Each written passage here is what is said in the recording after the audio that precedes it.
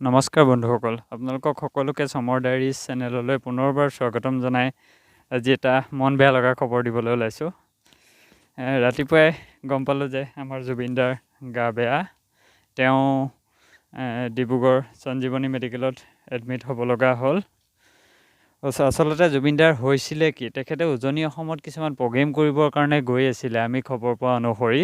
তো সেই যোৱাকালি জোনাইত প্ৰগ্ৰেম আছিলে, প্ৰগ্ৰেম কৰি পেলাই গৈ ডিব্ৰুগড় পালে। ডিব্ৰুগড় এখন ৰিজৰ্টত আছিলে আৰু ৰিজৰ্টত থকাৰ সময়তে তেওঁ বাথৰুমত গাটো অসুস্থ লগাত শ্লিপ হৈ পৰিলে, মূৰ ঘূৰাই পৰিলে। কেনেকৈ পৰিলে এতিয়া সঠিক খবৰটো গম নাপাওঁ, তথাপিও তেখেত পৰি পেলাই তেখেতে মূৰত আঘাত পাইছে।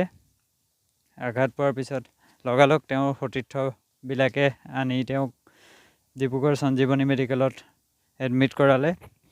তো এই খবৰটো পাই পেলাই মনটো বহুত বেয়া লাগি আছে। জুবিন গাৰ্গৰ মূৰত 5টা চিলাই পৰিছে বুলি আমি এতিয়া খবৰ পাইছোঁ। তো সেইটো শুনি পেলাই আৰু মনটো বেছিকৈ বেয়া লাগি আছে। তো কি কৰিব, জুবিন দাৰটো আমাৰ সকলোৰে প্ৰিয়, সকলোৰে মৰমৰ, সকলোৰে চেনেহৰ। জুবিন দাক অসমৰ সাৰ্থক বুলি মনা হয় আৰু আমি জুবিন দাৰ কিবা এটা হোৱা বুলিলেই আমি ভাগি পৰোঁ আচলতে। তো তেনে অৱস্থাত জুবিন দাৰ মূৰত যদি 5টা চিলাই পৰিছে বুলি খবৰ পাওঁ, কেনেকুৱা লাগিব? আপোনালোকে হয়তো শুনি পেলাই এতিয়া আচৰিত লাগিছে। তো জুবিন দা সোনকালে সুস্থ হৈ উঠাটোৱে কামনা কৰিছোঁ। জুবিন দাৰ আশু আৰোগ্য কামনা কৰিছোঁ।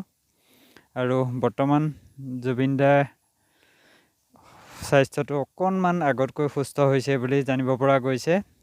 তো জুবিন দাৰ এই খবৰটো পোৱাৰ লগালগ আমাৰ মৰমৰ মামা অসমৰ মুখ্যমন্ত্ৰী হিমন্ত বিশ্ব শৰ্মা ডাঙৰীয়াও কৈছে, যদি জুবিন দাৰ স্বাস্থ্যৰ কাৰণে কিবা ব্যৱস্থা ল'ব লগা হয়, তেতিয়া ডিব্ৰুগড়ৰ পৰা এয়াৰ এম্বুলেঞ্চৰ যোগেদি গুৱাহাটীলৈ অনাৰো ব্যৱস্থা কৰি দিম বুলি কৈছে।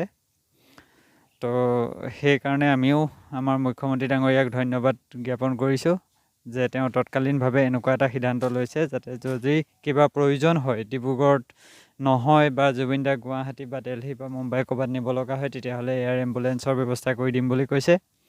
তো সেইকাৰণে আমিও ধন্যবাদ জনাইছোঁ মুখ্যমন্ত্ৰী ডাঙৰীয়াক। মুখ্যমন্ত্ৰীৰ লগতে স্বাস্থ্যমন্ত্ৰীয়েও সকলো সহায় আগবঢ়াম বুলি অৱগত কৰাইছে।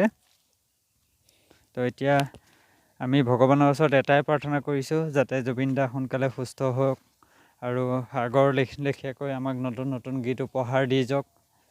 আৰু তাৰে কামনা কৰি এগছি বন্তি জ্বলালোঁ আজি ৰাতিপুৱাই খবৰটো পোৱাৰ পিছত।